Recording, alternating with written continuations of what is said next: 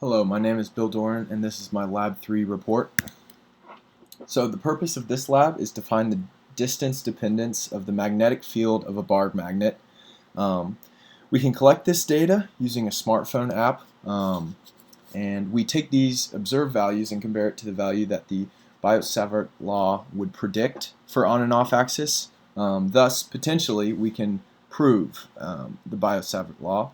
So relevant principles of physics also include superposition, dipole assumption, the concept of Earth's magnetic field, magnetic interference, which is key, and then also on-axis and off-axis magnetic fields concepts. So the setup was to download a magnetometer app for the iPhone and position the phone to face magnetic north by rotating the phone until the X component was 0. This is key, and I'll cover this in the conclusion why that's key. And then I also had to account for the magnetic field of the Earth in Atlanta, Georgia, where I was, which was approximately 49, which did come out to be true on my measurement. So here's the experimental data by running through the experiment, plugging all of my found values into the yellow boxes at different distances, and then the provided spreadsheet calculated some averages, and also, as you can see in a minute, created a graph. So here's the graph. This is very helpful because it will help us in later calculations. As you can see, we will be using the intercept value, which is negative 15.619 in a second, and we also will be using the n value, which is key for distance dependence, which I found to be negative 3.3672. So here are the calculations. Like I said, by using the value for the intercept, we find that to be ln of k. By using that, we can plug in that value to a calculation for the magnetic field of a dipole on axis. And as you can see, after some quick calculations, that comes out to be 0.824 amps meter square. So here's the off-axis data to sort of pair with the on-axis data. I set up the magnet with my phone and 2 meter sticks, as you can see in that illustration to the left.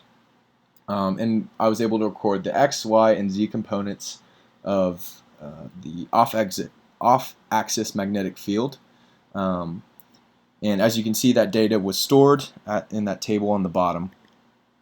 So here's the code. The first step in the code is creating the magnet as an object at the origin, and then the next key part is the function for magnetic field, the dipole magnetic field, which will be used later in the code. Here's setting up the different observation locations. 2 are on the axis and 4 are perpendicular to the axis, and then the next step is drawing 2 arrows for the magnetic field on the axis, and then as you can see at the bottom, there's 1 arrow for the magnetic field perpendicular to the axis, but there are 4 more. They're exactly the same.